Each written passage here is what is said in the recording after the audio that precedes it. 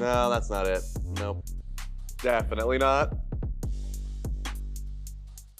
Knockouts. You know, there's something about this one. Nah, I can't do it.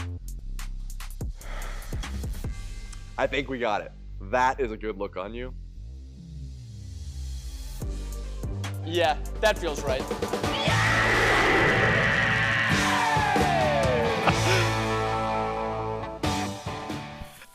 Well, that's right. It's Gore.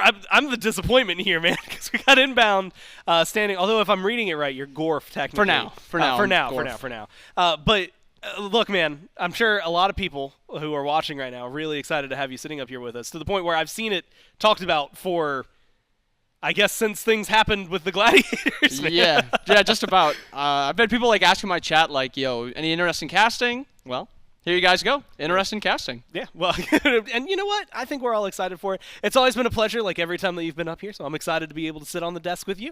Of course, as we introduce what is going to be a very fun one, because we've got the carries versus carries, and of course, as we know, you as someone who's actually done support like professionally, and me who just does it as like a bum, these roles are, you know, they're the ones who are getting carried. They're spending so much time on their own. They just have nothing going for them. So those guys at the very bottom, except there are some addendums, I believe. So first off, if we look at the NBKs, you'll recognize them because they're in the finals tomorrow. You know, StreakUp, Davy, BaRRaCCuDDa, CycloneSpin, Vote. These guys, they're playing. All 5 of them are going to be here. But inbound, it's the Pentakids where things get a little more interesting. You know, you've got great names on there: Stuart, Wowy, Coast, all going to be coming in. But unfortunately, the 2 guys I didn't name there, Netroid and Hardcore, I believe. I don't know how much to disclose, but they're busy right now getting something done that's going to be a lot more helpful for regular SPL phase, which means that they're not here to play, which means the Pentakids, well, in like a normal scenario, we'd say couldn't field a roster and had to forfeit or something. We're not doing that. We're going to have some fun. We're having some We're gonna have some fun. I believe it was denoted as For Fun Gaming as we came in, because they needed to fill those roles. And so normally there's a guy in our ears that's telling us like, hey, we're like transitioning. There's a video ready. Here's the ad you got to read. That's the technical director, Billy. And Billy, as some of you may know, is a 3-time champion in the collegiate scene for SMITE. He's going to be joining their team. Assuredly a godsend for them. Absolutely next level gaming for them. I don't know if they're ready to expect. And then the other one's the guy that's right there. Normally you see him coming in to fix problems, very akin to like when Lasber's keyboard died in the last set. But that's Cabom, who also usually hates being on camera, but just literally won't be able to avoid it this time around. I'm just excited to see Cabom play. I used to watch Cabom streams in the morning, and he used to be popping off. Now let's see if he can stack up against the actual ADCs. I want to hear. I'm going to call this. Obviously, it's up to the casters when they're actually in there, but like I almost only want to hear Pentakid comms, whether they're winning or losing. I'm down. I'm down for that. I just want to hear what they're thinking of. But so, you know, Netroid and Hardcore, pretty good at their role and pretty good at SMITE, as it turns out. Replacing those, how do you feel like that's going to affect the Pentakids here? Honestly, it can be nothing but a boost. You're here for fun. These guys are going to have a lot of fun with Cabom, Billy just absolutely dominating the scene. I'm excited to see what they pull out. Where's Cabom going to play? Where's Billy going to play? Yeah. Maybe they put them in ADC and see how they stack up against the actual ADCs. It's going to be interesting. That's what it's going to be. It's a team to keep your eye on there in the Pentakids. Eliminated, look, if you think about it, doing them a favor. With Netroid and Hardcore, they lost to a bunch of mid laners. How are you losing to the mid laners? Yeah, that's what I mean. That's the question on everybody's mind. How are you losing to the mid laners? Man, and unfortunately for them, they were taken out. The NBKs on the other side were doing the opposite. They've just been winning. But as we just saw from Revenge Tour, constantly winning does not always mean that things are going great for you, at least today. Might not even be the best player in your position. Yeah. You play against... when you pick in the things, you got 3 really good Mickey gods on your side. Yep. Who knows? Anyway, picks and bans game 1, Pentakids and NBKs. And I was mentioning this to Trelly earlier, and I feel like we'd kind of had this conversation in my brain. I can't remember who I was talking to this morning. Maybe it was Frog. And it was this idea that I wouldn't mind seeing all 10 of them lock in just hunters, which admittedly 2 have now been taken. It's not necessarily the biggest tab in Smite, but it'd just be kind of fun to see them just like prove that you're the best on your role with your role. 5 hunters all mixing it up. Yeah. Who's going to get the penta? Is there going to be a penta with 5 hunters? It's the Pentacast. Yeah, I think legally, I can't remember. I'm pretty sure in their contract, Pentakids did have a if all 5 of you don't get a penta in game, I'm pretty sure they get fined pretty heavily. Oh, so this is the 5 hunter game then, yeah, right this here. This is the 5 hunter game to get it up. Bans that come through, man, and already our dashes are hoped with the first pick. But the bans were Marty, Alquang, Thanatos from Pentakids, the other side, the Artemis. Been a long time since I've had to say Artemis's name on broadcast, along with the Scylla and the Surtur. And then Thor, Mulan, so any hunter dreams we had completely out of there. All physical still, though. And it looks like NBKs are looking towards the Anhur. Got a lot of early game fighting going to be happening. That's good. The hunters maybe fighting early game for once. Anhur, Mulan, Thor all like to mix it up early, get involved early. Now we got to see Pentakids going to be locking in their hunter here. Maybe something else that will fight the Anhur early. Maybe we can get like an Olorun, even though Olorun doesn't scale that, or it isn't as good early game. He scales a little bit better. Maybe something into fight in that regard. But excited to see what they pick here. Man, not another Freya. Not another Freya. Freya set. Oh my god. Cabom and Billy are they're not losing. What I'm looking at, I'm wondering if any of these are Cabom or Billy's picks, or if this is everybody else, and then they're just Lash picking for Billy and Cabom, giving them the counter pick. Give them the counter pick. That's smart. Especially considering we still don't know where their roles are. That's actually a question I have for you. Looking at the junglers, they were willing to swap some things around. Is there anybody on either of those squads that you're like, you know what, he needs to, like, that guy's gotta be the jungler? Well, Cabom has got to be the support. Cabom he's a menace in duo lane, but not with the ranged characters. You got to get him on something melee, something he can mix it up with. And Billy, isn't Billy a support too? I'm pretty sure, yeah. Maybe they rock 2 supports in duo lane and then just 3 hunters everywhere else, something like that. Yeah, just get all of your front line in a place duo. where they can hang out, and then everybody else can do whatever they need. I do want to throw out there, at least for like recency, last week when we were doing like server playtests here to make sure everything was still stable, the PCs were working fine, Cabom did bully me on a Hunbat's jungle, and I feel like it was exclusively me. That being said, I was playing Agni support, so I might have deserved maybe deserved a little bit there. So that's on me, really. Artio and Aphrodite banned out by the NBKs. Hebo and Sun Wukong from the Pentakids. Fafnir gets locked in. You already got a couple auto attackers. I mean, Mulan wants to get in there, admittedly with some of her abilities, but like Anhur, Charybdis, feels like they're going for synergy.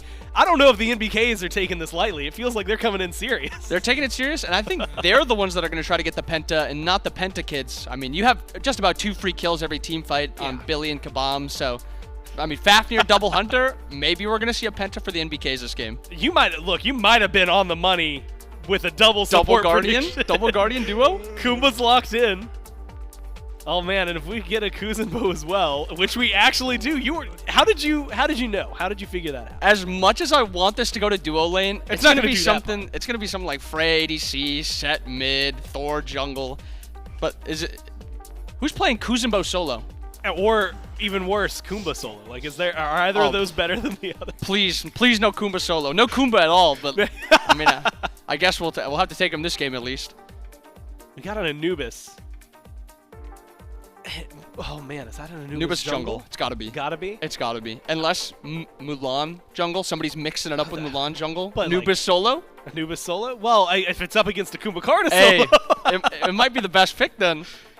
Do you feel, I mean, I don't know, man. It feels like this one, again, from top to bottom, it's going to be for fun gaming, patent pending.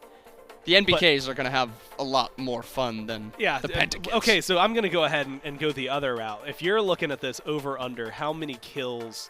Let's set the number at 30. Ooh. That feels like pretty high, 30 right? feels like a good number, because I'm expecting 10 double digits each from Cabom and Billy. Okay. 3. I think I got to take the over at least 3 from each of the other ones. Okay, yeah, so you're looking at like a minimum 31, 35. 35 give me. I'm kind of curious. Look, we've had, you had mentioned it, with pentas, and like, we need a penta at this point. We've had so many quadras. We had a back-to-back quadra from Hagon on Thursday. Like, you got to have some sort of pentakill come through. Whether it's the Pentakids, I don't really care. I just feel like we need anything. one. Give us something. Give us something.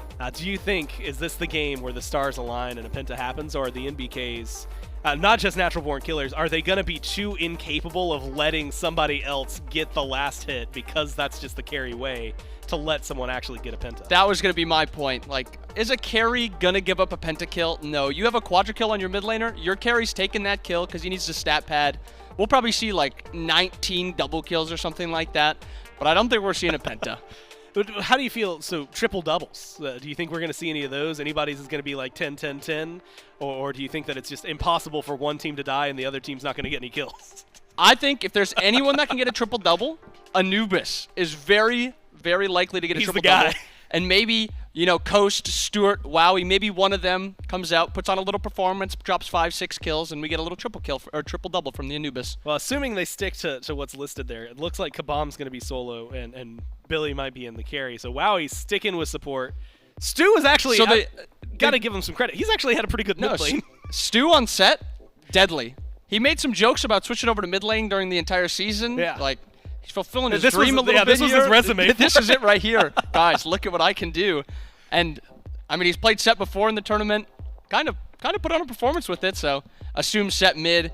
But it's a little funky. They actually have 3 ADCs on the team, and they're putting Billy in ADC.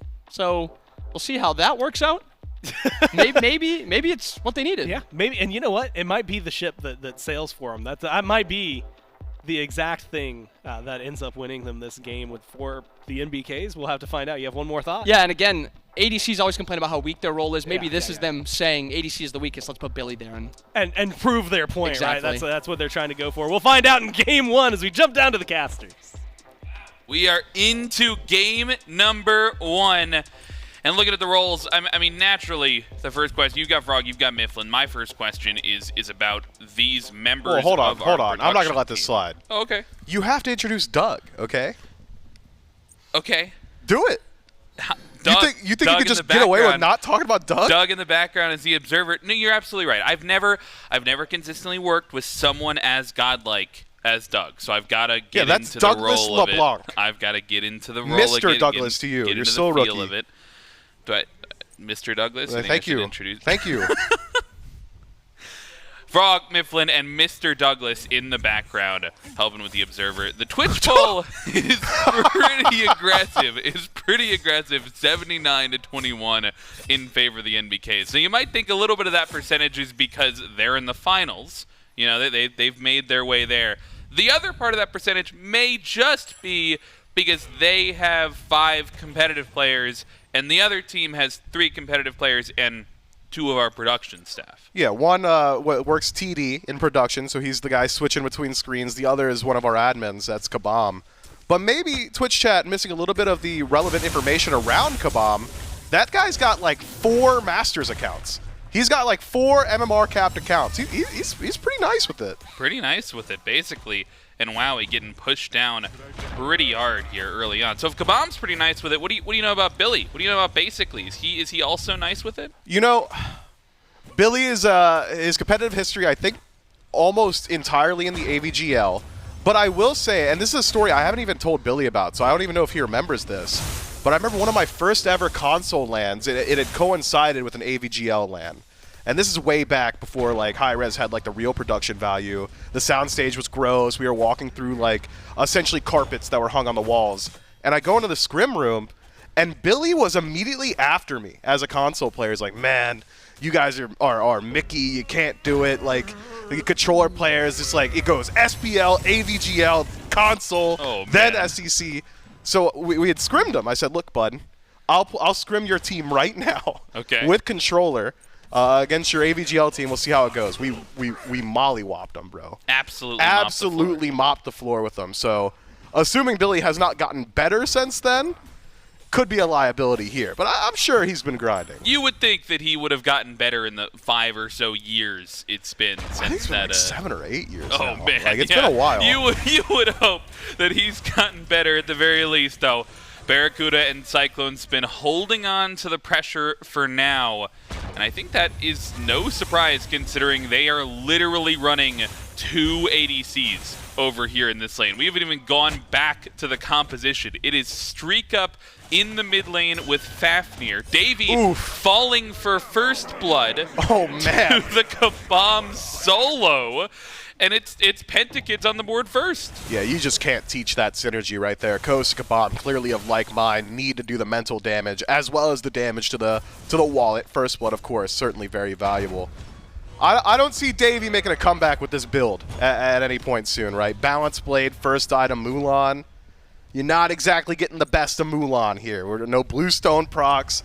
Not exactly an auto attacker. Sure, you'll get a little bit of attack speed from her passive, but I'm thinking Cabom's got this one under wraps. He's built defense.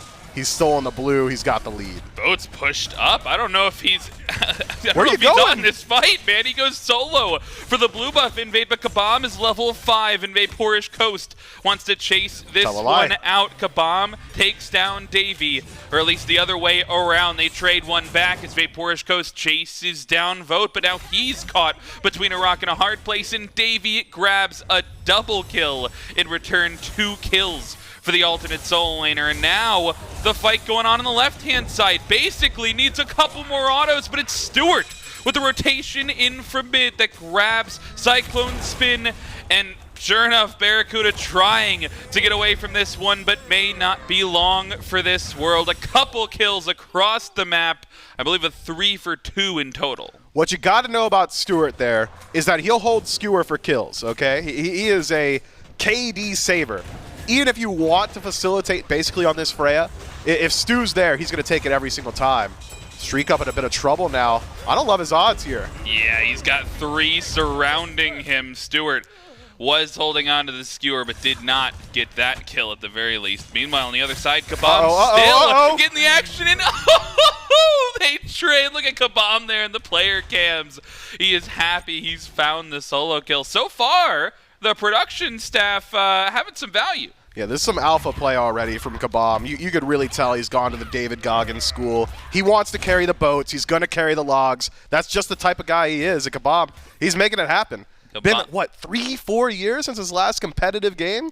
Clearly still has it. Oh, 100%. Especially since, you know, into iDavy, the ADC player, you know, typically playing, or jumping into the soul lane. But yeah, typically plays ADC. Right, typically plays ADC. I think that's most of the people here. I think so. That's what Cabom mostly plays solo, though. I mean, would you say that gives him the advantage? Cabom played ADC competitively.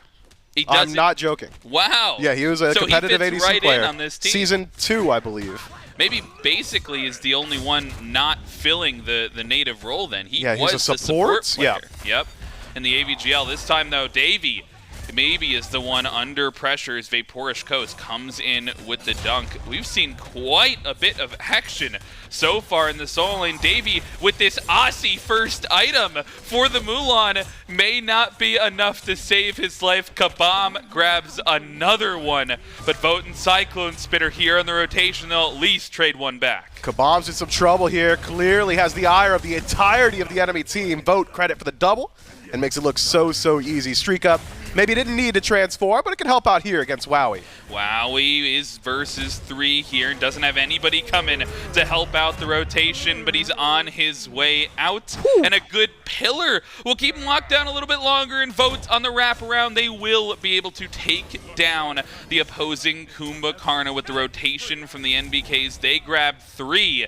The action doesn't stop there. BaRRaCCuDDa is under the tier 2 tower and trades himself out for VaporishCoast. What is happening?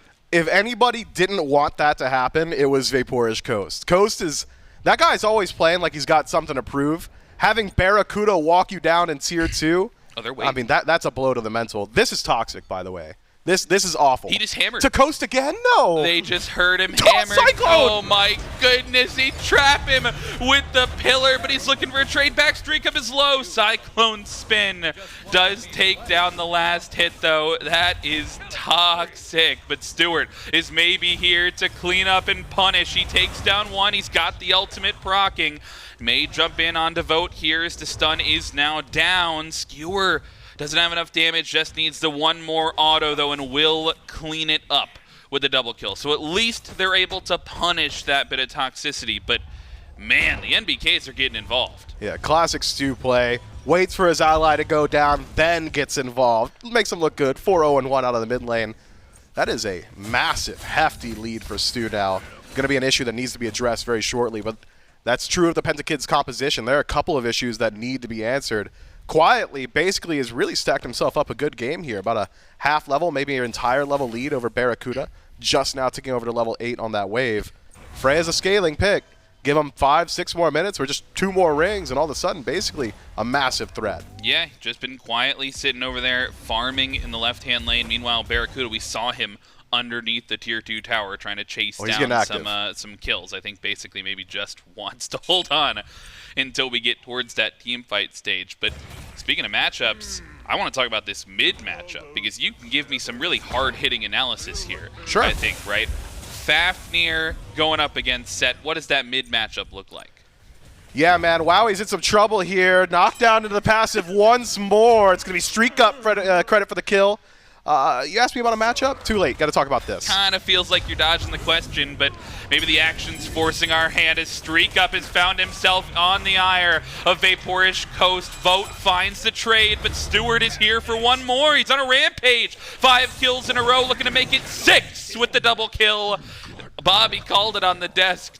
Just a bunch of double kills, and Stuart now has 3 of them. Goodness gracious. And he'd gone for a slower build, too. Transcendence in first slot. Clearly not a concern for him. We'll see how basically holds his own here. BaRRaCCuDDa playing intelligently around that buff.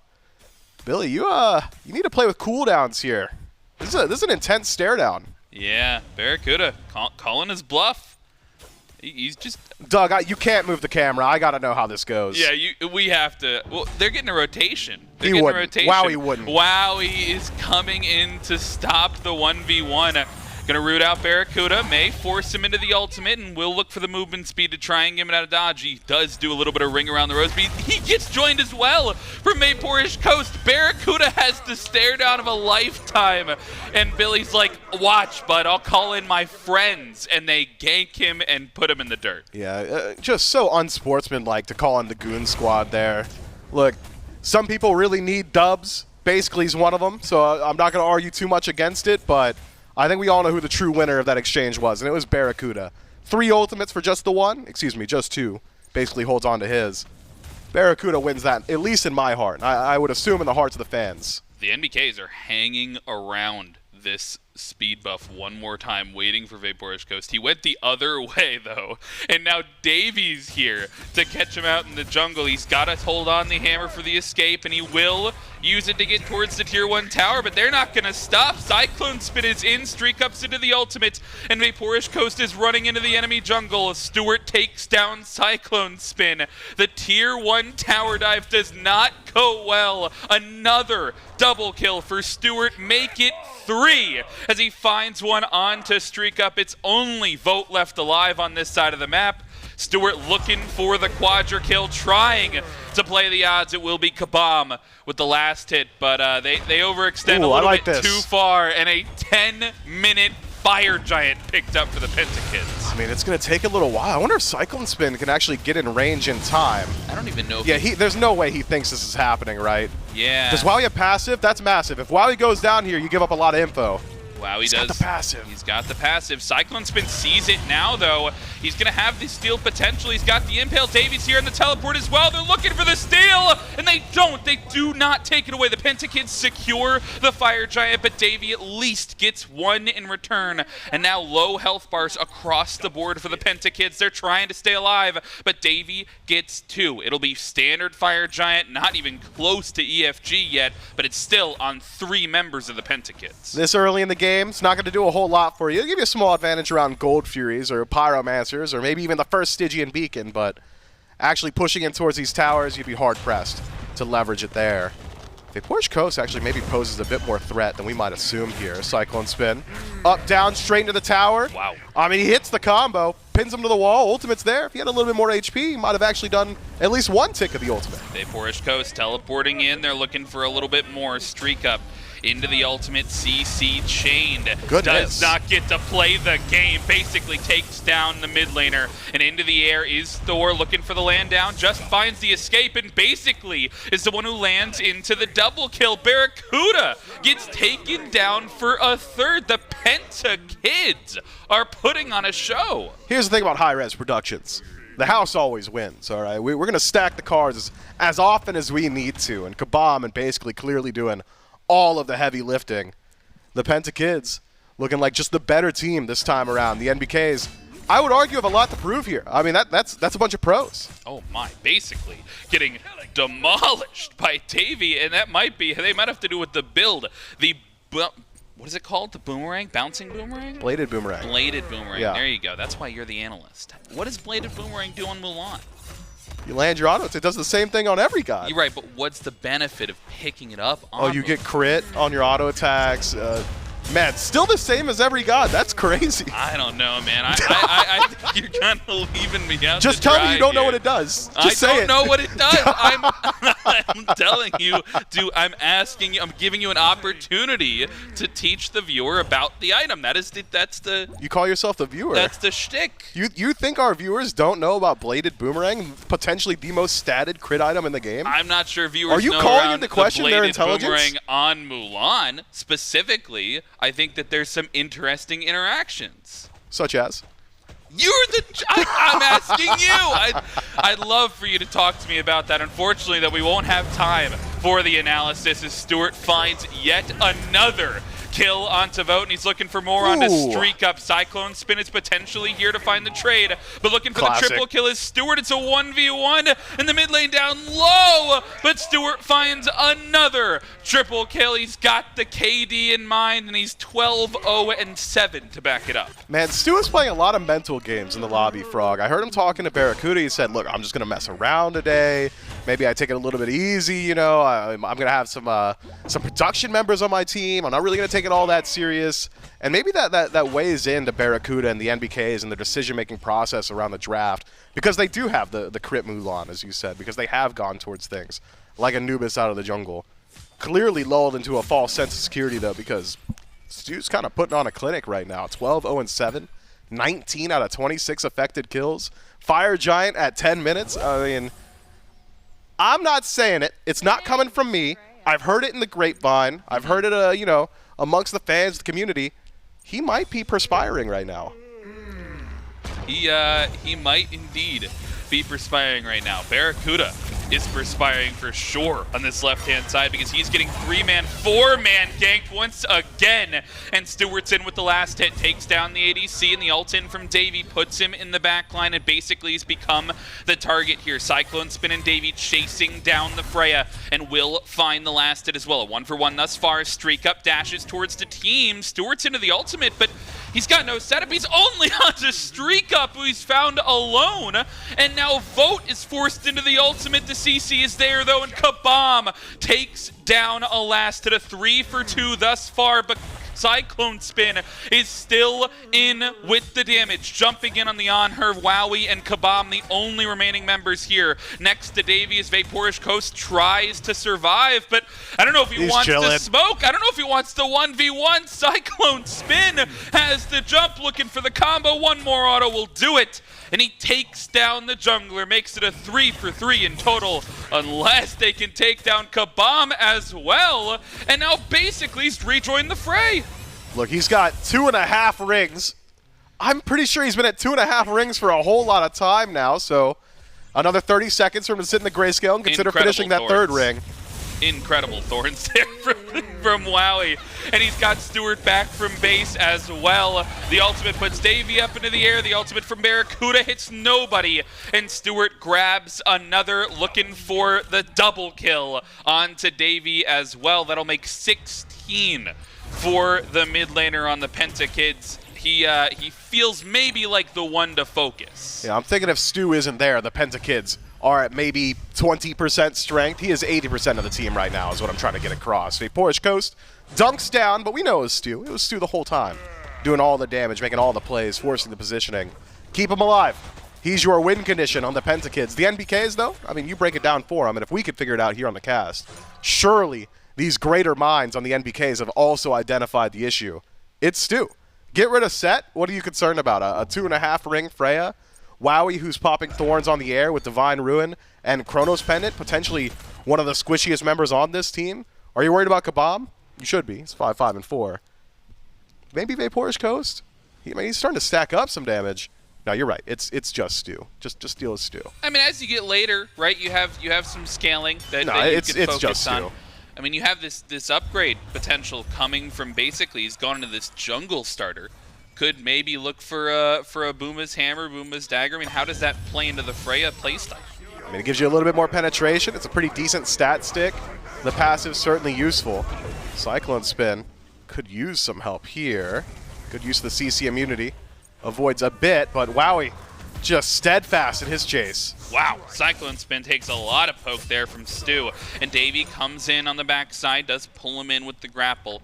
Teleport out, though, and the Stygian Beacon will get secured there by Basically and the rest of the Pentakids. Now they're coming behind him, though. Vote trapped in, and CC'd will get locked down and taken down VaporishCoast on a killing spree. And now the group up is here for the Pentakids into the ultimate. Davey wants to take the 1v1 and may have just found it if he didn't find the help there. But Wowy is indeed here for the help. And VaporishCoast may need some of it now, but instead he's just making room. They're on the Pyromancer. They're going to look at this objective, try and grab it for free. StreakUp isn't there on the steal. Pentakids grab a couple of kills and the Pyro. Yeah, here's the thing. Every time we see CycloneSpin, I'm assuming, okay, he's generating threat.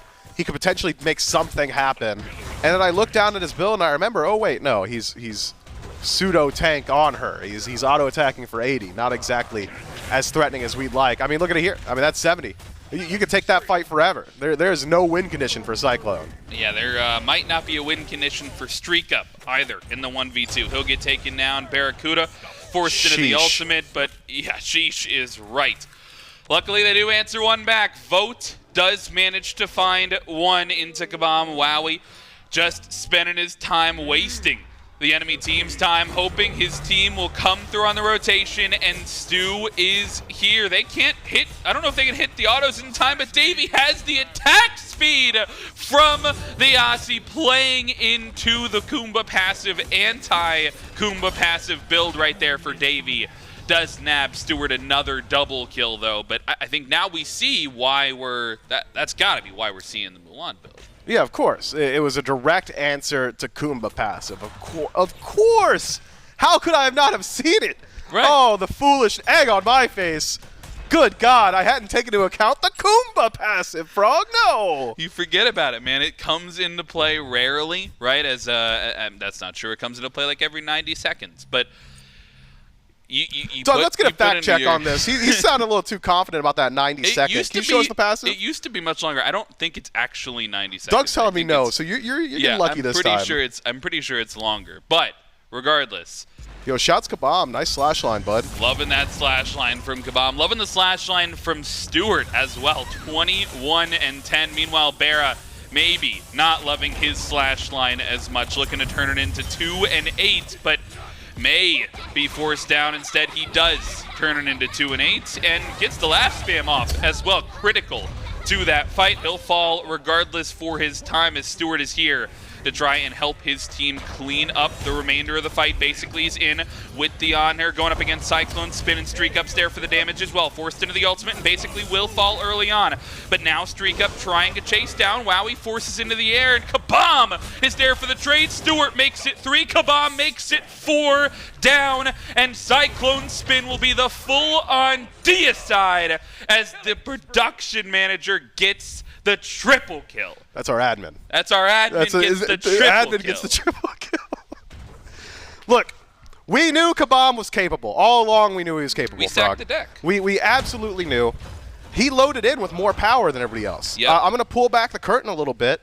His stats and his items are not aligned. They just can't be. That's why Doug can't show us the stats. That's right. We've completely broken the back end here so that Cabom and basically could taste victory, perhaps, I mean, Stu's going to have to do a lot, and it seems like he's done a lot already. Can't let off, though. I legitimately, if Stu dies, I mean, that might just be game. Might just be game here. So far, though, managing to stay alive, and BaRRaCCuDDa is the one that falls. It's a 4v4 here up at the Phoenix. Wowy gets poked down very far, only 20%. Yeah, but Davy's there.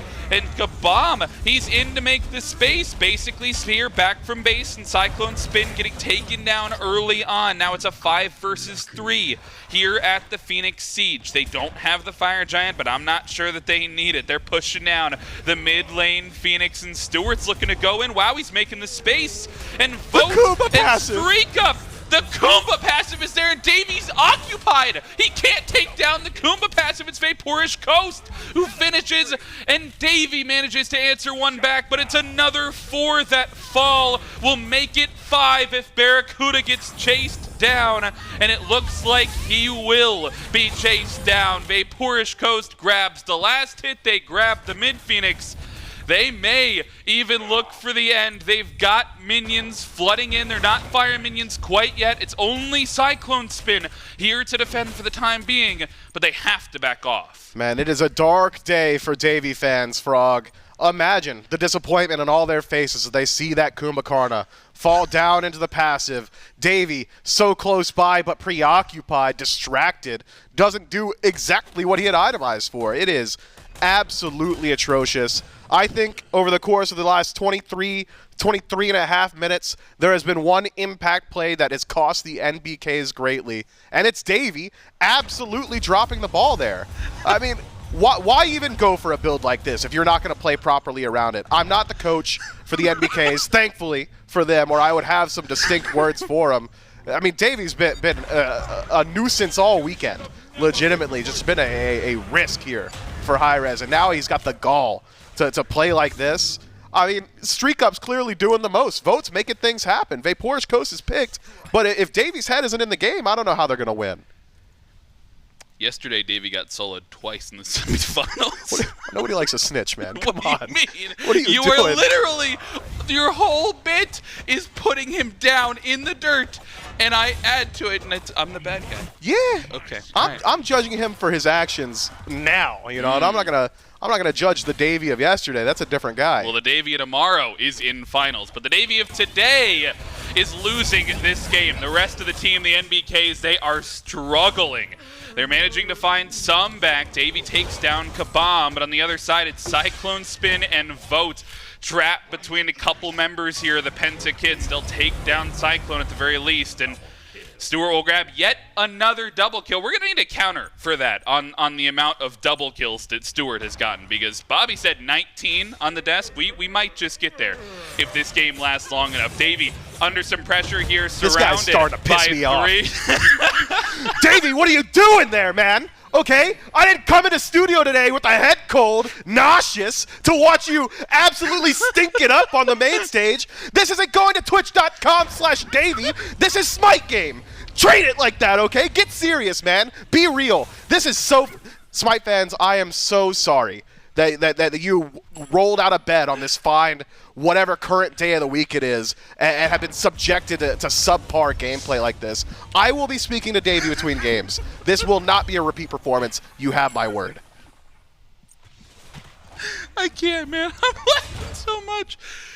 We will definitely make sure that we talk to Davey in between games. I think maybe a couple of members of the NBKs got to get their expectations on straight, because this composition has certainly been one for the ages. But we're getting to late game, we're getting to scaling, and that's the kind of damage you can see when you do scale this composition up, but basically turns it on its head and grabs a double kill, showing what the late game Freya can do. On the other side, though, his team is pushing down with this Titan. Cabom takes down Davy, and they're pushing down with the Titan onto the Phoenix. This could be a siege. Yeah, I think you just walk in here. Seeing as there's no defense, I can't imagine they stop their siege now. Right side bird under duress. Go ahead and check your bingo cards. CycloneSpin could try and defend, but he's a tank on her, so I'm not thinking he's a whole lot of threat here. They will take down the right side. They'll take down the mid lane bird as well, as Cyclone tries to deal with the remaining health on that Order Titan, but he is trapped between all 3 members and a wall here, and Cabom's gonna ult as well just to make sure they can take him down. The enemy Titans are fighting, and they may look for the end, but I'm not sure everybody's on the same page. Stu is out. Stu is out of there. Stu's just going to farm the speed buff, and instead it's the 2 tanks, Cabom and Wowy, that want to keep trying to end the game, but I don't think they've got the damage. Stu just wants to farm. Yeah, Stu wants to farm a few more kills. Where is Davey? Wowy is on the ground, and Davy's on wave? Good God, man. Yeah, no. All right, we're just going to pretend he's not there because he is quite clearly a non-factor. 13 Mickey kills, 12 absolutely impact deaths, and he's just running it down again. He's caught between a rock and a hard place, and basically into the ultimate will look to take him down, and does do so. Davey falls for the 13th time. There are a couple gods here close to triple doubles. In fact, VaporishCoast has hit the triple double. Could be a power spike here for the Pentakids in addition to what they already have coming from Stu, coming from basically as well. But this is just a massacre of a game. 90 kills before 30 minutes. Stuart makes it 91 as he falls for the second nest. StreakUp 92, and BaRRaCCuDDa continues on the rampage, and now it's basically and the Thor caught between 2 members. Here's Vote. Looks for the damage. He'll trade out on the ADC. VaporishCoast finds his way out, but he's still caught between a tier 2 tower. He's got to walk under it. He's looking for safety. BaRRaCCuDDa won't let him have it. He's got to turn it around on him.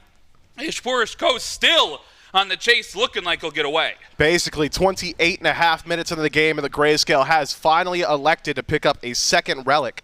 You're thinking, maybe it's Aegis, right? Fall down like that, you want some damage immunity. Maybe it's Shell, maybe it's Heavenly so he can run away. You'd be wrong, it's Teleport. He wants to get back into that fight as quick as possible. CycloneSpin in a bit of trouble here. He's got a 3-stack on him. CC clean. Still has the leap, and that's going to get him out of there for all of 2 seconds. Vote nearby. Can only watch as his ally falls down, and the Pentakids put up their 63rd. All right, so how does this game end? Because we saw a 10-minute Fire Giant, and then around the time right now where you would see Fire Giant, I'm going to ignore the Navy death that is inevitably coming. Do we inevitably see a Fire Giant? Do you turn around and look for it, or do you just try and farm until something gives?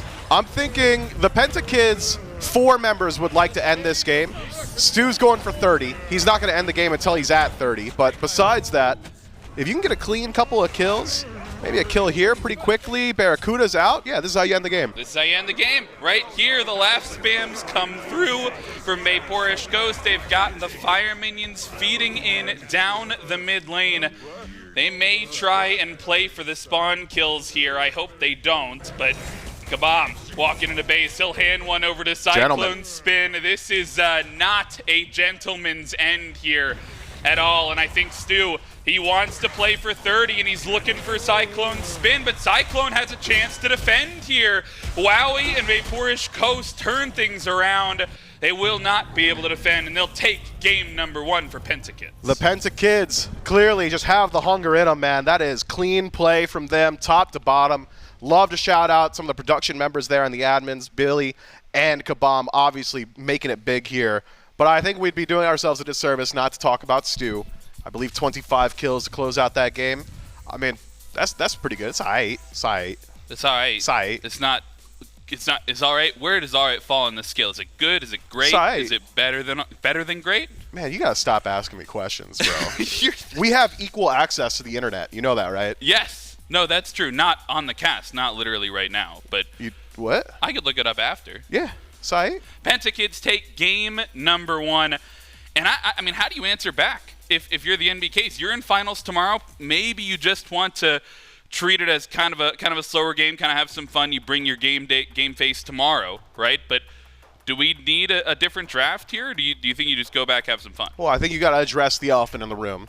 Davy's performance was just pathetic. And you're going to talk to him. Besides that, yeah, I'll do it. I think that is technically collusion or perhaps like insider trading. Like, I do work for the company that is hosting the tournament, so giving him advice may be a little bit illegal, but I'll do it anyway.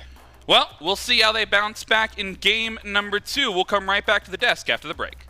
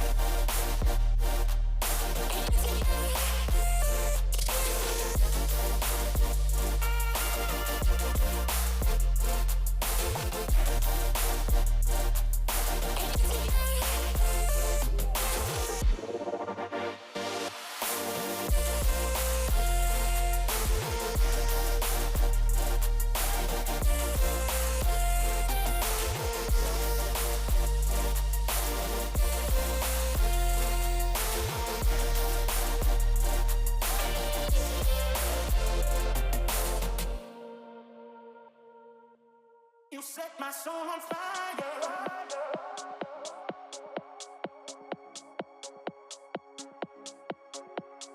Baby, you set my soul on fire. You set my soul on fire.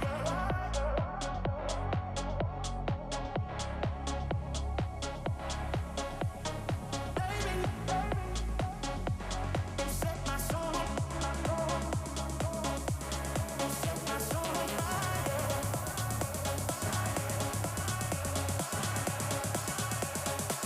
You set my soul on fire. Set my soul on fire. Set my soul on fire.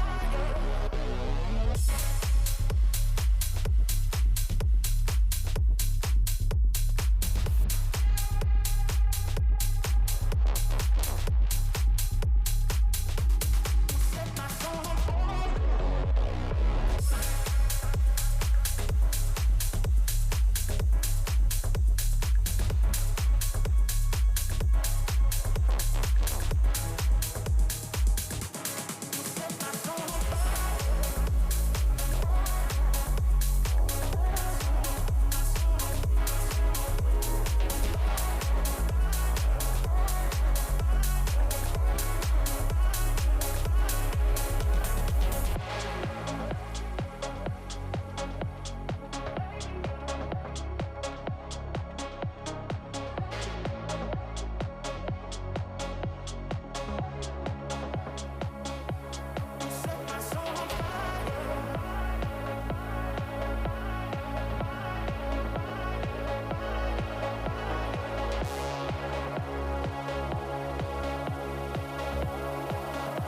Set my soul on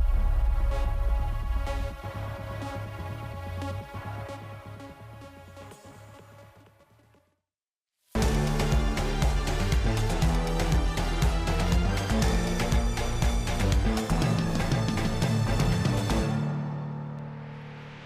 Well, welcome back after an absolute bloody game. No idea. That shows up to the point where 68 kills is the sixth place, tied for sixth place. Only for 6. most kills in a game. Well, the most kills that we've had in like an entire game was like 144. Both teams had way too many. It was wild. That one has. Does seem wild. For if you're ever curious about that, Betty Smite has a video on it, and it's called, I can't remember what it is, but it's like the game, like I can't remember what it is, like the most records that it didn't deserve. Like the game's bad. He even like at the very beginning was like, what for a game that holds so many records, you'd think it's gonna be great, and he's like, it was awful. So I sat through it, so you don't have to. Here's the highlights, and so you can go check those out if you really want to watch it. Man, I'm going to tell you, don't recommend it. It's not a great game, not a great play. That being said, this one was real fun. And more specifically, Inbound, for you, our over-under was for the NBKs, so you were still technically right because you said they would get over 30, and you were aiming around 35, which is right in the ballpark where they ended. So, at the end of the day, you're still an expert analyst. Somehow I ended up being correct, even after that absolutely strange early game. A bunch of sitting in the enemy speed, looking for kills. Yeah. And BaRRA stealing back camps as the ADC. We saw some funky stuff, but it was fun. We saw a set drop. Was it 30 kills nearly? Actually dropped 27 kills. I told you, Stu wants to play mid lane. This is his tryout. This is his audition. He's guys. Stu mid lane, the stet. It's something different. And then, I mean, after that, the next two players, or the next two best players on the field. Shout out Cabom, Billy.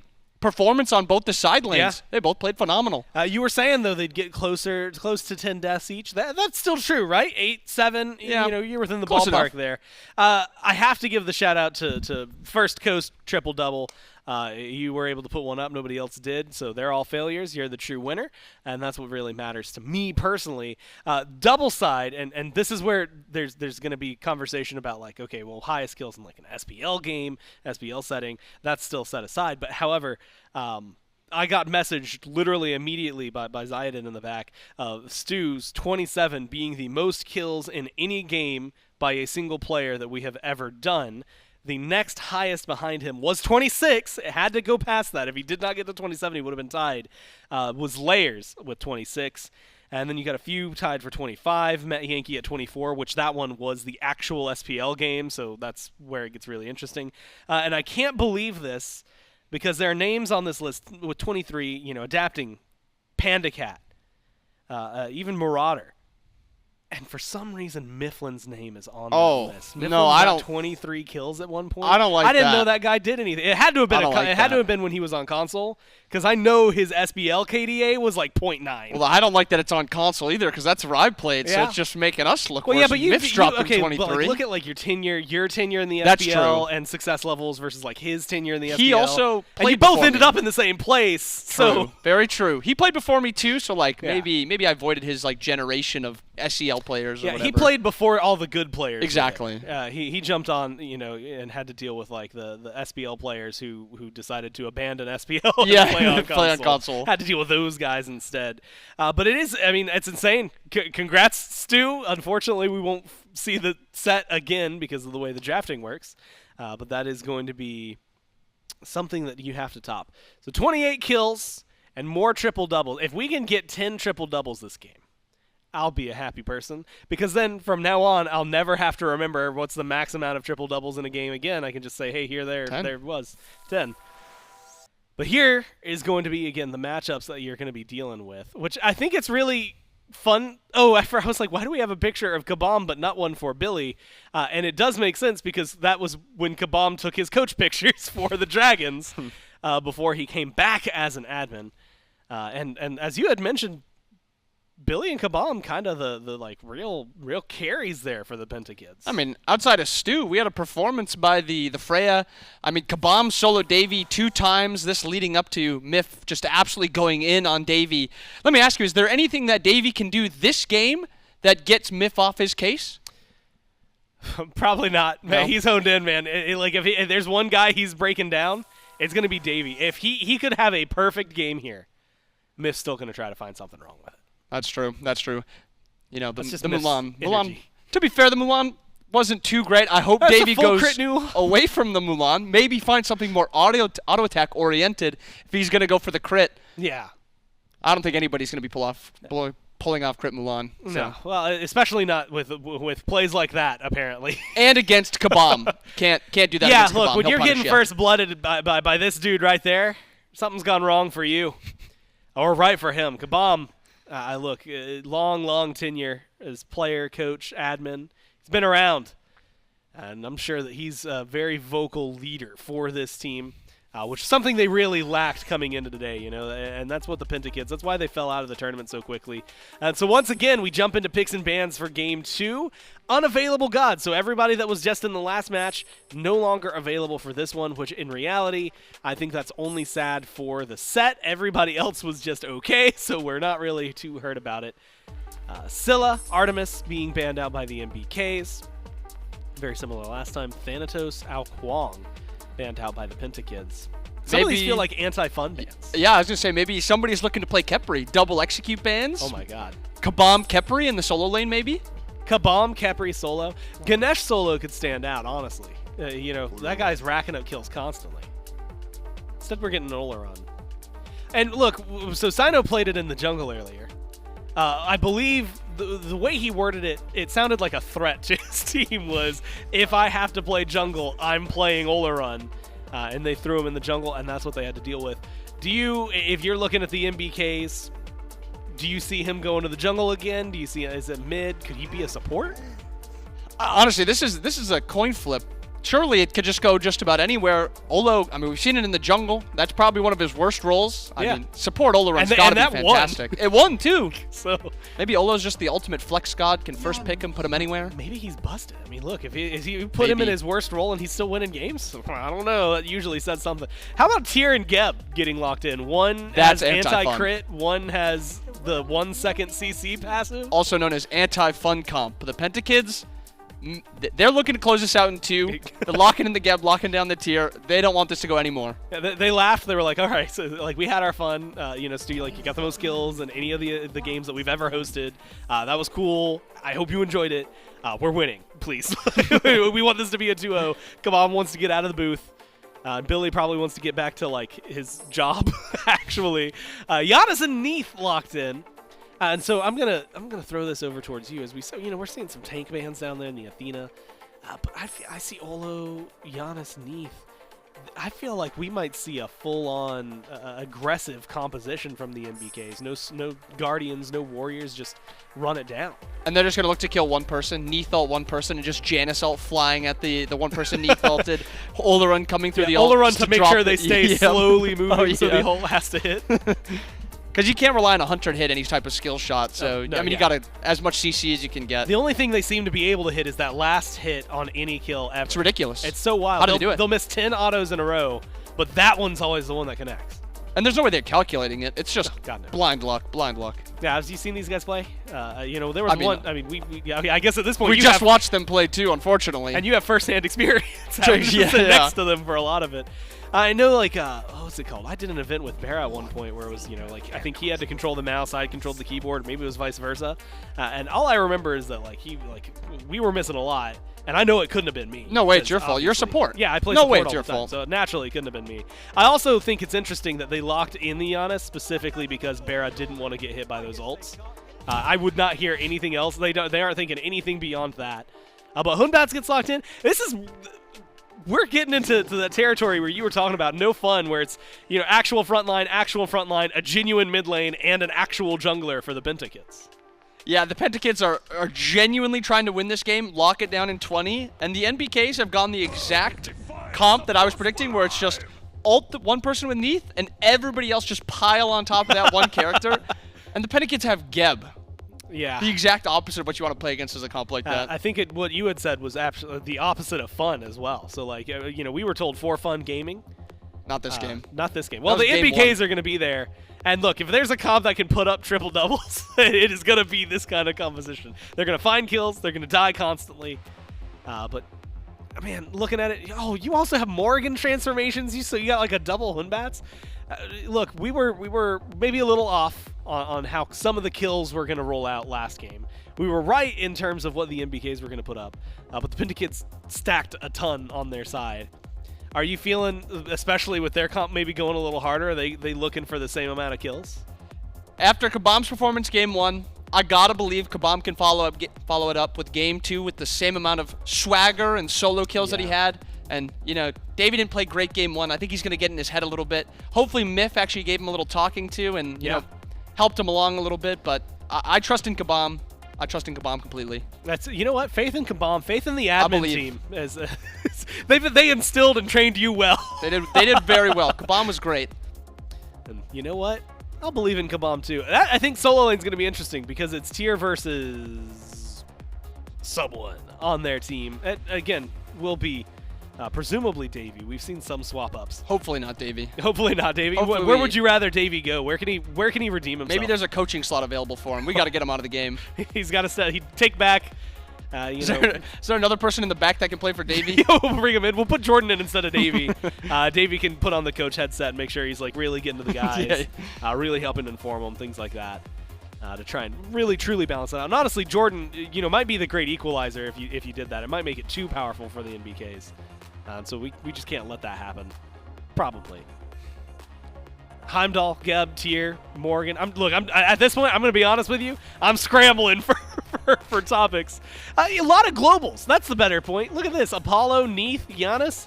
Those guys are going to be all over the place. They're going to be fighting constantly. Yeah, this is going to be worse than last game where it's going to be speed buff fighting, speed buff fighting, speed buff fighting. It's going to be even more and even worse. I don't know who's playing the Apollo. BaRRa. I hope BaRRa. I was actually going to say BaRRa as well. I hope it's BaRRa. And my secret hopes is because I want him to channel something that he had to play against a lot, which would go way, way, way, way back when. But like Season 1 Zapman, I want him to be diving Phoenixes. I want him to have no regard for his own life and see what he can get done. Because back then, it apparently didn't matter because Zap actually did pretty good in most Pro League games at the time. We'll figure it out, though, because it's Game 2 between these two teams, between the carries for the glory. And, of course, it's Frog and Mifflin to take us through it.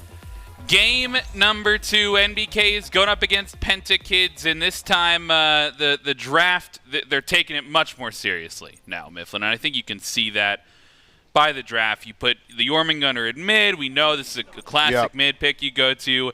Davies on the Olorun and solo. I know that you guys had words in between games, right? You definitely sort of pushed him towards something he's a little bit more comfortable on.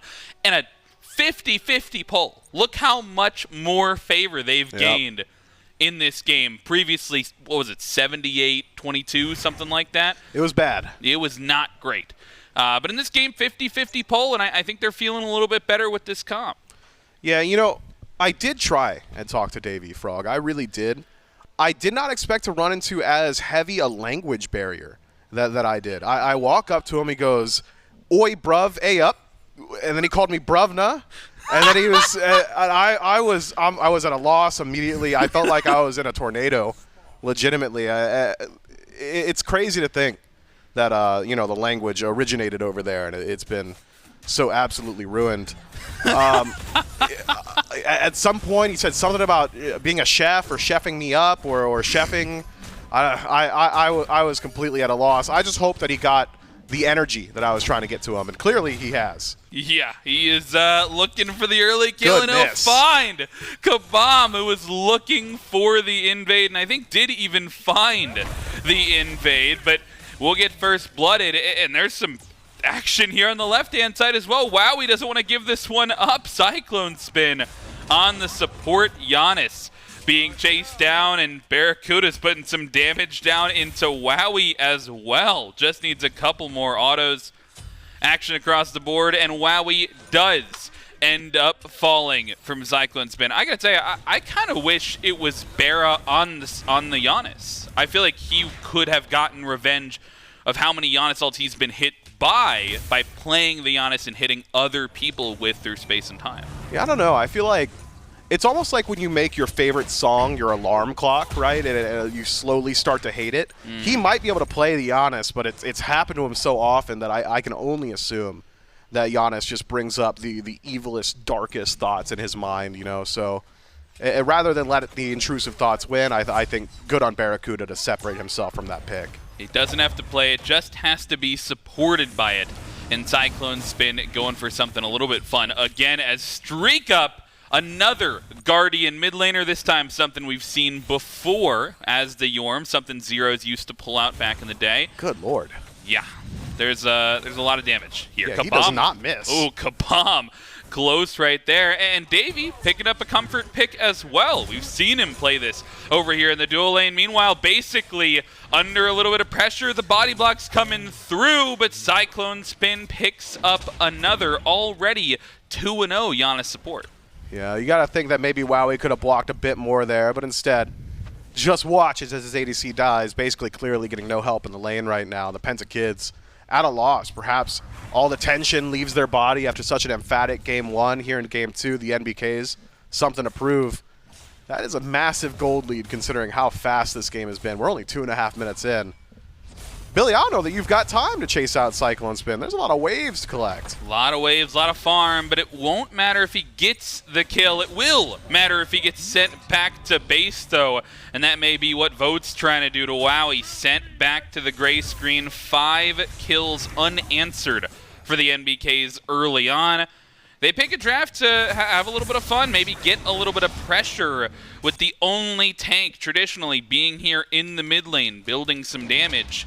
And they're certainly on the board first. Yeah, what we're not taking into account is all these Griffin Wing pickups as well. Just so much stats early on. If you guys were playing in the OG 3v3 meta before starters were allowed, you know that the stats of this item very, very efficient. As Cabom does find a bit of a turnaround kill in that duo lane. Davey falls down.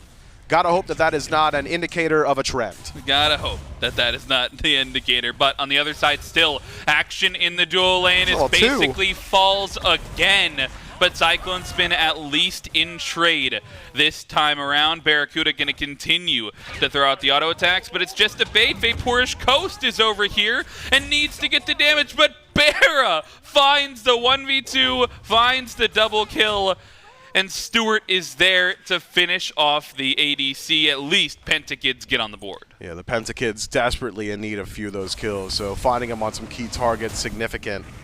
The major concern point now, the tension point for Pentakids, is farm. I'm seeing a 3-level deficit already in that duo lane. And here's the thing about how BaRRaCCuDDa is an active SPL player and ADC and is playing an ADC. Right. Basically is a 3-time collegiate champion, I believe 4 or 5 years out from his last competitive game. Being level 3 in a matchup like this where you're already heavily favoring BaRRaCCuDDa, I'm a little concerned now for the ADC of the Pentakids. I mean, 3-time collegiate AVGL world champion, if I recall correctly. Yeah, I'm not sure I agree with the world champion call there, because it's like it was North American colleges only. Okay. I mean, at a SMITE event, I was called the World Championships. Yeah. So it was like a booth where you could buy pins. Those aren't world champion pins. Okay. I would think they are, but basically, it is certainly hearing the slander and wants to answer back. Grab one onto CycloneSpin before he gets put in the dirt one more time, and add Davey to that gray screen as well. Oh, it's getting bad. He goes from an early solo kill, first blood, to 1 and 2, negative. Yeah, it's looking to me like Cabom started fighting back. I mean, if you want to go all the way back to that first blood, Cabom didn't even swing back. He was being a real gentleman. Now he's fighting back. Things are starting to look a little bit worse. BaRRaCCuDDa involved with the global, knocks down Stu, but keep your eyes on Coast. He's nearby. Nearby, has the ultimate available if he wants to use it. Actually already used it, so won't have it available for this fight. But Vote, basically under some pressure, still has not hit level 5 here at 6 minutes into the game. He is struggling on the Heim. Yeah, the same could be said of Wowy, who is now getting proxied between his towers. An unfortunate situation. No one nearby to help him out, so BaRRaCCuDDa just going to clear out this wave. Wowy should probably just have this kill. Okay, all right. Needs the cooldowns. It's not easy to land that. One more auto. Oh, give it to basically? That's big.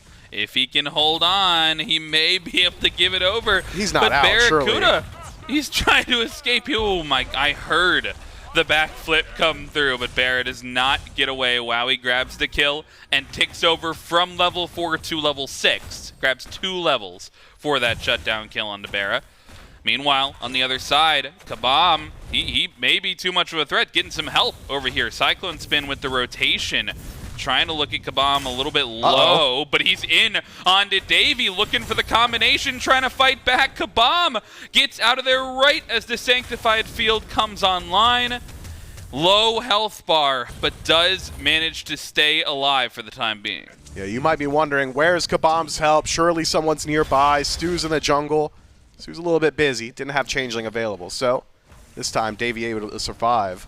But looking at the relic selection, you haven't got beads in slot, so Davey very susceptible to Fearless. Now no longer has Sanctified Fields. I would be surprised if Davey survives the next 90 seconds. 30s, 20s, 10, 15 seconds. I'd be survived. 15 seconds. Well, we'll see. I don't know if it'll make it to 15 seconds. Davey will fall to 3 here. That was maybe 7 seconds, 7 or 8 seconds, I feel like, but might not be long for this world for VaporishCoast as well. The mid lane rotation comes through, and they manage to answer one back. Vote with no mana up in the front with the Jormungandr as they look to take the 2v2, and Wowy falling low, but a good ultimate will keep him alive for the time being, and now StreakUp and CycloneSpin with the dive leave Vote all alone in the back line and give a killing spree over towards Cabom. Maybe even adding one more to the tally if he can chase down StreakUp. Has to let it go though, and meanwhile it'll just be BaRRaCCuDDa struggling to get away here. VaporishCoast looking for the last bit of damage and will find yet another one for the Pentakids. Somehow BaRRaCCuDDa, in his quest to have the least efficient pathing possible, still maintaining a 2-level lead over his direct opposition. Davey, on the way back out of base, will be sent back to base by VaporishCoast. Still has the ultimate down. And, you know, it's a long cooldown. Still doesn't have beads either. Going to be a whole lot of time until he gets that available, especially if he's not leveling up anytime soon. Still at 9 himself. This is big, though. I'm loving the plays basically he's making. You know, stay in your lane, you know, metaphysically as well as physically. Sure. And finding his groove here.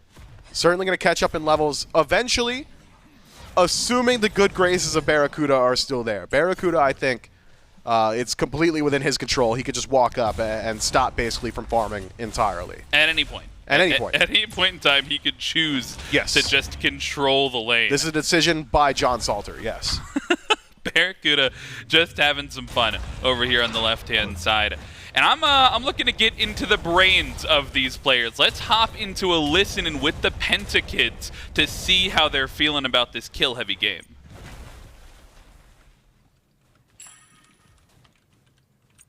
Apollo in the air. Oh my god, bro. Janus blinked, bro. Apollo ult. They wanted you. I'm getting focused. Why is that? Neith backflip. What's Janus here? Neith's right side jungle, no flip for 3.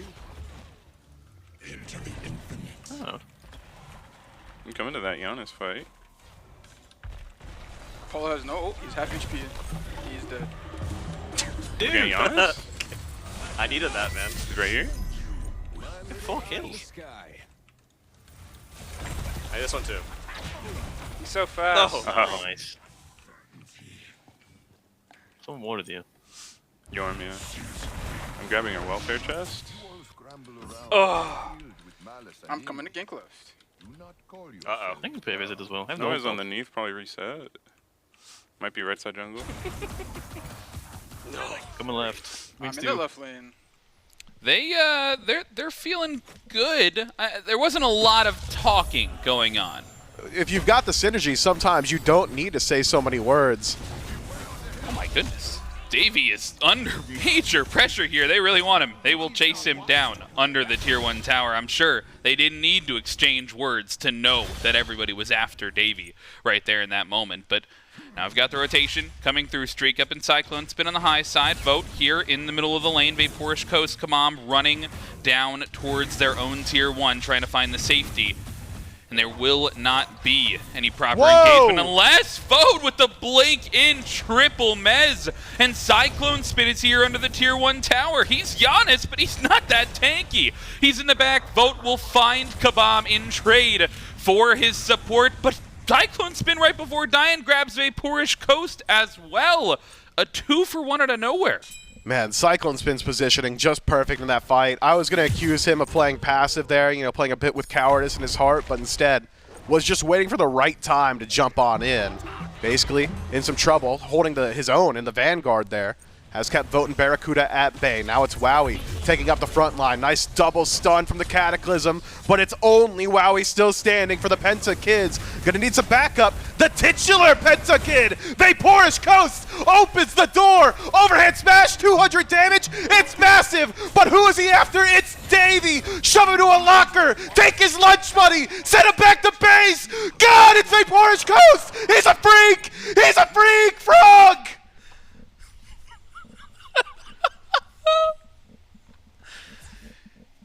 That's so mean, man. Dude, He's a I'm on a freak? timer with my throat right now. I am so ill. He's a freak though. You're Yes, gonna call him a dude, freak? of course. That's so mean. No, it's a term of loving endearment. Wowy looking against CycloneSpin right here. Double mez coming through from Vote. Needs a couple of autos. Will grab it. And they're looking for the Stygian Beacon. Gonna not quite force my off tempo. Let's the get some energy up. Pentakids. Get the energy up, you think so? CycloneSpin taking down a huge bit of damage there coming through, and BaRRaCCuDDa answers back on a VaporishCoast. Basically now under some pressure looking for the 1v1. John Salter needs to find the autos. Oh! And basically taking down the 1v1. Put him in the SPL, folks, as Vote finds Stuart on the other side of things and need one spit there from Jormungandr, and StreakUp will find the kill as Vote will fall on the other side, and nobody is on the beacon. Dude, my sinuses are ruined now. Here's the thing about that. Yeah, good stuff from basically there. I actually really do like that teleport play. BaRRaCCuDDa clearly went cross-eyed trying to chase the young buck there. Couldn't quite keep his eyes on him. Wowy takes the 1v1 up against StreakUp, but VaporishCoast will turn those numbers in his own favor. The Pentakids, they're real behind, but not in mentality. They're playing as if they're ahead. And I think at the end of the day, that's where the winners are made. That's where the winners are made. They're playing as if they're ahead. They feel like they're in control of this game, and you can't blame them, especially when they're able to combo like this. Davey, in his own ultimate, getting pushed up against the wall, take his lunch money, put him in the dirt. He'll get taken down one more time, basically under pressure here in the mid lane, and will throw someone in a Niflheim, but all the while, BaRRaCCuDDa taken down on the other side of the fight. VaporishCoast grabs the last hit, and Vote may be the next one on the chopping block. It's Cabom over the top, takes down Vote with the help of Stuart, and CycloneSpin being chased down by 4 has that mobility. They're not going to stop the chase anytime soon. The emotes coming through. CycloneSpin could lead them through the jungle. I'm thinking the Pentakids have just closed up the entirety of the lead, assuming this Gold Fury goes to them. And there's a World Serpent that keeps it interesting. There's a big snake. He's coming through. He's saving the last hit. It won't be low enough, but he's got the damage perhaps after the fact. A good shield, though, from Wowy, and everybody turns on to StreakUp and will find the kill onto the mid laner, but that will force them off of the Gold Fury. Everybody from the Pentakids has to back up. CycloneSpin threatening the steal may be part of forcing them back off of the objective, but at least they've stopped the Gold Fury for now. Yeah, that is massive from StreakUp. Buys just enough time. You'd think this certainly won't live long enough to make an impactful play here, right? He's gone so squishy in the build, but clearly just those Guardian stats alone enough. CycloneSpin playing with fire here. That teleport in is dangerous, but he's got plenty of CDR and will make himself scarce very quickly. Actually preventing Cabom's back thrice there. Cancels his own back to chase out Cyclone before realizing that really Tyr doesn't chase Cyclone. You can't really keep up with the Janus. Oh, they're doing it again. No, he's okay. Yeah. Is he okay? Yeah, that's where he likes to be. It has to be true. It's happened 8 times. He has to enjoy that. He's got to enjoy it.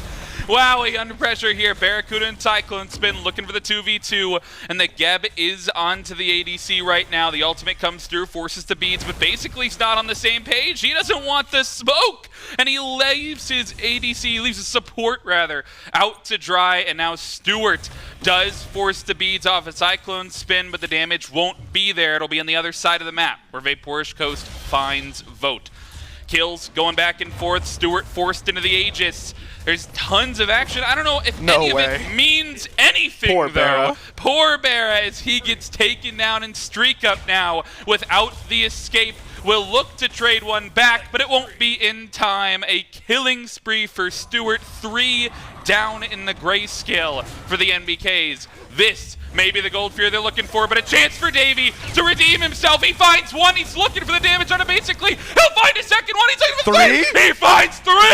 The triple kill for Davey. And he's got the backup from CycloneSpin. Single-handedly comes in and dominates the fight. Davey has been kept under wraps for 17 minutes. It has taken the combined efforts of all of the Pentakids, a 5-man squad, all dedicated to slowing him down, but eventually able to rotate out of lane and make his stamp known.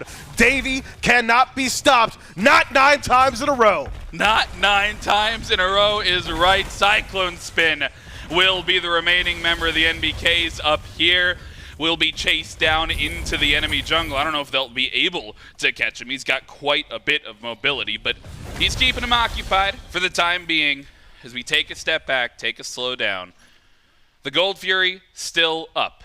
The Fire Giant hasn't been looked at quite yet. Gold lead not too significant. Oh, he's got him. At 3K, and CycloneSpin makes the mistake, overstays. Cabom catches him in the jungle, and meanwhile, BaRRaCCuDDa catches him in the jungle as well. VaporishCoast with a little bit of a punish, a little bit of a laugh spam. Got to keep looking at the objectives, though, because Vote's in the air.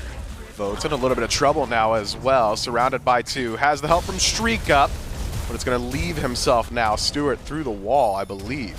Makes himself scarce. As Janus will be able to throw out a little bit of poke from range, but the stealth is just too clean. The mind game's just perfect. Where you at, StreakUp? What are you looking for? What are you looking for? You are a map's distance across from where Stuart left to. He plays the map well. Davey under pressure, though, again on this right-hand side. You'd think after his triple kill, he'd be able to take a 1v1. He just took a 1v4, but he's backing away. Unlucky. Cabom, too strong, forces Davey out of the lane. And we've got 3 objectives up. Fire Giant available, Beacon available, Gold Fury available. Nobody wants any of those. Everybody wants the fight. The through space and time is there. Cabom's the target thus far. Needs a little bit more damage, but the shield is good and keeps Cabom alive a little bit longer. Davey pushed against the wall, and VaporishCoast is here to trade out solo for solo. But look for Stuart on the backside of the fight. CycloneSpin in aggressive for VaporishCoast, and it's a 3v3 for the time being. Look for BaRRaCCuDDa on the back, trying to find a combo here with that first ability, but StreakUp taken down, instant damage coming through, and a double kill for Stuart. It's only BaRRaCCuDDa left, and I don't know if he's got it in him to 1v3. BaRRaCCuDDa's no Davey, can't get it done. No, needed to keep Davey alive. If you wanted to keep the hopes of your team fight alive, the NBKs missed that critical first step, and it's the Pentakids who come out on top in this exchange. But is it basically who stuck around a bit too long? Does get the beads off Vote. I'm sure calling value in the comms, but perhaps not valuable here with the bird's eye view that we have on the cast. Beads for life. Maybe not the most adept usage of your own HP bar. But basically, I'm sure happy with it nonetheless. Yeah, gets the beads. Calling value, I think you're absolutely right. He definitely does take the relic down and is able to hold on to the game right now as VaporishCoast looping around. Saw Vote in the lane. May look to come behind him here if he can find the 1v1. But even past this, Hastens? I've been still going. Oh, does he have Hastens? Davey? Why is he so fast? He doesn't have hasten. He's just got the movement speed, and he's No, looking to Hastens. chase down Cabom. Does have hasten. Yeah, you're absolutely. It was on cool. He does have hasten. Davey and StreakUp chasing down Cabom through the enemy jungle. CycloneSpin's gonna be there, but gives Davey the kill. Appropriate respect. Wowy taking down Vote on the other side of things. This may be our first objective call, though. Let's jump into a listen-in with the NBKs as they look for the objective. We have fight tags, we have lifesteal, we sustain. Big Shoguns too. Hold it at 100, hold it at 100! Do we just give it to him? Yeah, we give it them. We give it them. Okay. Wait. Wait, I'm killing Billy. Oh, they're actually trying to. Yes, take it. Oh, You got it. I think I got it! No! Kill Billy. Wait, it wasn't me. Kill this guy. Hurry. Ultis 2. She got. He beats. She got stealth. She's out of stealth. Course, man, kill course! I know where he is. on me! Knock him up! I'm on the Gib. Fly. Oh, Stuart, you. Pour on him! End the game! I'm ulting! I'm coming. I'm ulting! I'm coming up. Oh! I've been knocked up. Yeah, get it. Go. I'm in. In the game. Go. I'm into the game. What? Oh. Okay, Guys, guys. the Phoenix respawn.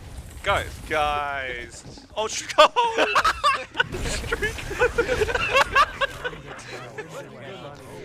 So, Mifflin, they tried to end the game there, but it didn't go so well. Yeah, I think when one of your shot callers is speaking with as much confidence as CycloneSpin did there, you just find yourself falling into these trappings sometimes without even taking into true account perhaps the map state.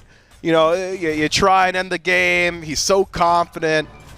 Can't exactly do it when those Phoenixes have a respawn. I believe that was the call that Davey had made. No Phoenix has been taken down. Well, I mean, nothing's been. That thing's died millions of times. If we want to take into account, like it respawned at the beginning of the that's game. right. That's right. So it's been alive. No, that makes total sense. My favorite part was at the Fire Giant when their total focus was to kill Billy. Yeah, they Billy had to go. recognized him as the threat. I mean, 3-10-10 could very quickly turn into 30-10-10 if you don't address it. 100%. So I think target selection perfect, communication on CC phenomenal. I mean, we didn't really call who it was, but CycloneSpin did let us know that he was portaled, whoever he was. So I think a lot of good there from the NBKs. Just need to clean up that finish line a little bit. And did you happen to catch what secured the Fire Giant? No. It was 13 damage from Davy's Mannequin Scepter. That's on him. That's on him for sure.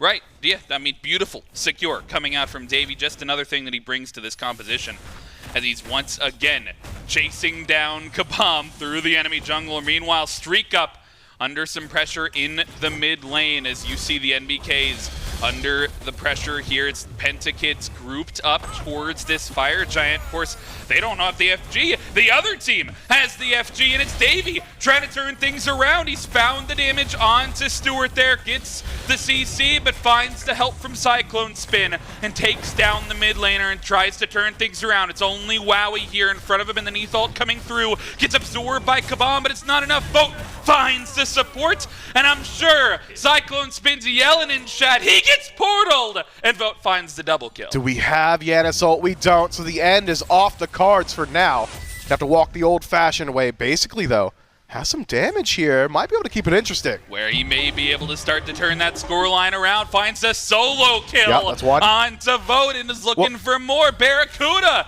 taken down by VaporishCoast, and another double for the jungler of the Pentakids. Meanwhile, though, Davey playing discipline, playing the macro side of the game, looking for the Phoenix, but he doesn't get it, he doesn't commit. Ooh. He doesn't commit, and He wasn't ready. basically, this is why they needed to kill Billy. He is the difference maker. That teleport coming through from the ADC gets onto Davey, solos him. Man, just if you didn't have CC there, he's out perfectly, right? There's no world on TP that he's actually concerned about a Fearless who would have taken a second for Tier to get in position. He's probably taking that into account. Okay, TP, it's got to be Cabom.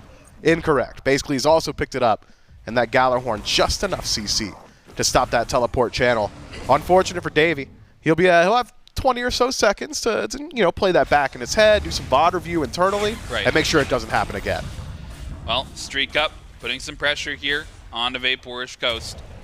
Will try and chase him out through the jungle. These objectives, once again, though, are up on the board. Gold Fury available. Oh, he's going Beacon available, but he's got Vote in the back line. StreakUp goes in and gets punished by the Fear No Evil, and Vote gets the shield as well. It's the shield on the coast that saves the life, and Vote gets taken down. 2 down now for the NBKs. BaRRaCCuDDa trying to play for the lazy back instead. He'll just steal the speed buff. Meanwhile, Pentakids may be looking for Davey in the mid lane. Yeah, I'm thinking BaRRaCCuDDa is dead, and he is. That's a good call. VaporishCoast, That's a credit good call. for the kill there. So how many people alive to defend? CycloneSpin and Davey for about 20 seconds, and I think it might just be CycloneSpin. So long as Cabom could buy just a gram of help. Up, down, Davey does have the 1v1 if he wants to take it, but the blink in. Davey's staying alive for longer than he should, but the 4v1 is too strong for the Olorun, and he will get taken down. No minion wave here, no minion wave needed, though, as they try to push down this tier 2 tower. They've got basically, it's down to half HP. The Titan is pushing up mid lane as well. They're playing on StreakUp, though. They're planning for him to come out that door. Now they're focused on the Titan. How does this game end, Mifflin? Is it a backdoor? Do they have to take down a Titan, get that split push from Davey, and then wait for a Cyclone end call again? Well, seeing as you can't kill the Titan while the Titans are out, I think you're right. You do have to take that down first.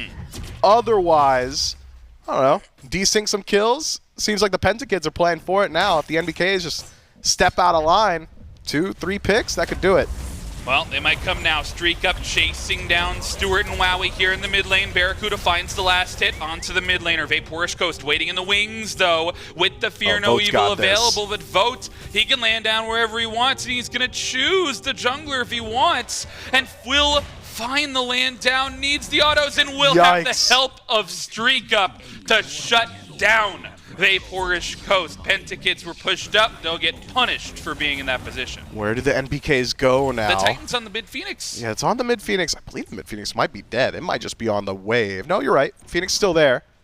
Barely hanging on. Does Vote have the damage? It's an answer we'll never get. We'll never know if Vote's got the damage. Vote just walks right through from base because the rest of his team are focused they need him up here on the end. And Davey's solo in the Fire Giant. Let's jump into a listen-in with the NBKs. They're fighting across the map. Davey versus the Fire Giant. I'll be out of that. I'm a portal. Walk in the fire and die. Yeah, No. Yeah. Oh! Davey! No! No way. What happened? I need 200 gold for tablet. He was standing on the fire ring and survived somehow. I actually don't know how I survived. Is Olorun just OP? Maybe. I need 50 gold for tablet. No gold. So what's happening there? Like, what am I looking How'd at? you Titan not dead, Jen?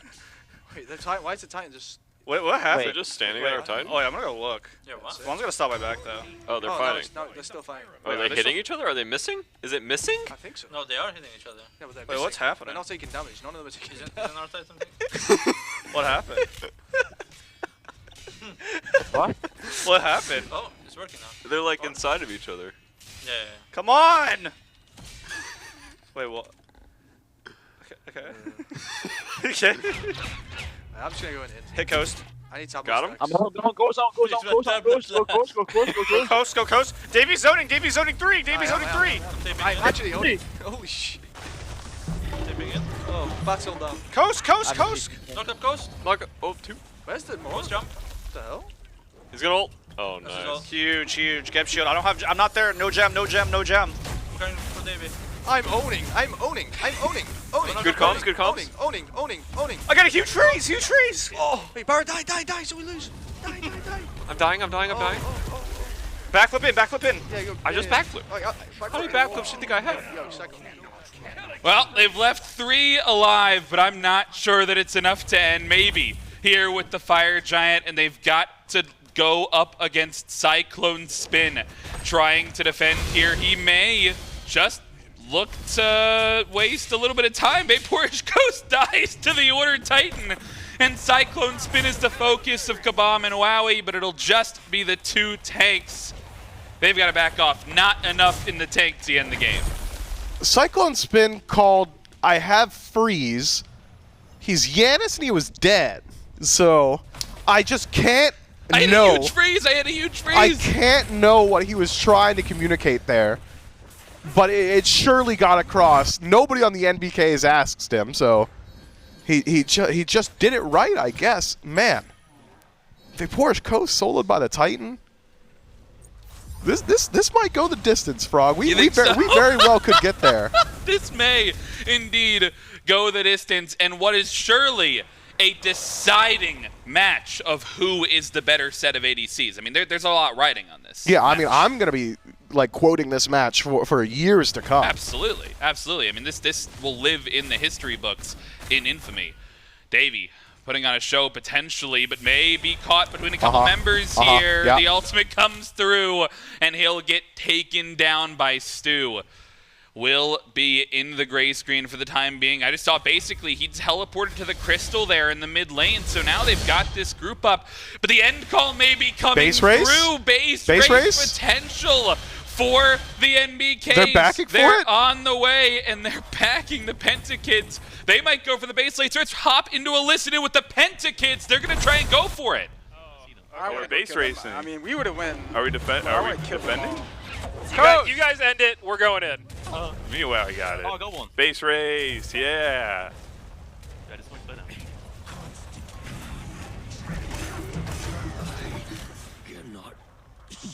You know, wow, we have a lot of power in our hands right here. Okay. That fountain's looking really close to me for some reason. I don't know why. Let's go. Guys, my left click button may have broken. Get me out. Get me out. Get me out. Well, almost disaster there at the end of the game as Billy's left click button did seem broken for an instant there. But they managed to get out alive. They managed to play the base race successfully. They clean it up in what I can only describe as a clean, clinical, disciplined game number 2. Yeah, I mean, the intangibles are so often just that, intangible, right? But it is seldom we're given the opportunity to peek behind those curtains and hear exactly what some of these players are affording to each other in comms. And I just got to give a shout-out to Cabom. Not only does he get the relevant information out there, which is get me out, he doesn't want to be there anymore. Absolutely. But it's also the nature with which he shared that info. I thought for a moment he had taken me to a place where fight or flight and adrenaline was coursing through my veins. He really did sound like if that game didn't end there, it could have cost him perhaps his time here on the Mortal Coil. Right. Wow. Yeah. I mean, I couldn't have said that better myself. I think you put the stakes out there. That's right. Live, and I think Cabom communicated that perfectly. Yep. Billy also communicating well. Yay, base race, and Yep. then silence in the comms for a solid 15 seconds. Well, you don't want to clutter comms. Exactly. Yeah. Yeah. I know. I think they had everything right? And I think that's all the breakdown we can do. We'll throw it back to the desk to break that one down. And what we got there, strictly professionalism. I mean, from Great game. comms all the way to play, top to bottom, 102 kills, but 102 kills of absolute top-level max play that you're going to ever get from Tim Great Garris. game. Probably one of the closest base races we've ever Yeah. seen. It was neck and neck the entire time. Half a second difference here, auto attack here. That game could have gone differently at the end there. We could be talking about Game 3 could've right been. now instead. And, of course, it all comes down to some really good strengths there from the Pentakids to slow things down at the right moments and speed them up when they needed them. Still get styled on. There's a couple squishy guys that stood their ground several times, but you get some top-level plays, I think, from a massive amount of you know what? If I'm honest, both teams, because it was just that level of game. It was great, Smite. We can all see that if you had eyes. If you watched this set, You're know probably you a better witnessed it. person for it, honestly. Honestly, you probably watched some peak Smite today. Great set from these two Hunter teams. You know, I mean, look, it's life-changing. Like, I didn't know where I was gonna go. You know, I've been thinking about it, like career-wise, what my life was gonna be like. You know, like I'm turning 30 this year, and so like mortality's been on my mind. This game really But now I think it really did set me straight. I think I know where I want to go, and I know what I want to do now. And it's all because of the triple doubles that I saw in this one, which is all that matters to me. 11, 12, 13. Votes great at counting. Love that guy. 21 kills put up by Coast, 15, 10, and 17. Stu crying as his KDA from Game 1 and his KDA from Game 2 clash and bring him down into the range of the rest of these normies. He's not happy. He's not happy with that. That's not the Stu performance he was expecting. He got the win, but Stu is playing for his stats. He wants to get as many kills as possible, leave the deaths behind. He wants his kills. That's when we're talking about his mid resume. I think what we're really getting at is like that bullet point. What it's going to be is like how many games he played as mid, and then like max KDA. But like it's gonna be like like with a little bracket next to it that says across 3 games or something, like a really small font, just hidden down to make sure that it's really, I guess, just really just safe, close for him to make sure that he can get that job. And so I'm really excited just to see, I guess, where these guys are gonna go. I mean, Pentakids, unfortunate for them that they've won this one. They're not in the tournament, but I think what they showed us today inbound is that they really do have the heart necessary. I mean, this is a team that could have won Worlds if they went the distance. If they stuck together, and I'm talking SPL, we move back to SPL, this Hunter team stays together, Cabom comes out of retirement, puts on a show here. Look at the storylines. We would honestly see some of the greatest Smite of all time, and I fully believe that. I can't believe, you know what? I can't believe they're robbing us of that, actually. I'm going to turn this around. It's not just them being great. It's on them. I can't believe It's on it's them. the other way, and that they're taking away from us what could have been, I think, some phenomenal gameplay. I mean, imagine a world, maybe more dominant even than what we just saw from the Kings this last year. Definitely could be. Maybe. It's not out of the question yet. Yeah. We have Good time. point. Maybe we can hear from them. I don't know what I think rosters aren't locked until like some time in Phase 2, so there's still plenty of time before then. Fingers crossed. Maybe we'll find out where these teams are headed and if they're going to stick together, and maybe we'll find out what was going through their head during that game because we have an interview ready with one of the players themselves. One of the players is right. I've got Billy basically here. First of all, congratulations on the win. I mean, I think that you really pulled the team together. I know that you and Cabom had to step in last minute. What were the mentals like going into that game, just stepping in last minute? Well, we wanted to off-roll specifically, me and Cabom. We didn't want to try too hard because we knew, in the finals, but we know what's going to happen in the finals, so we didn't want to try and, embarrass them or anything. Still did a little bit, unfortunately, but I think the entire team was a little disappointed they didn't get their whole main roster, but, Stuart, Coast, the entire time were encouraging us. They dropped the dead weight of the team, and they were ready to rock, so we were happy to join in.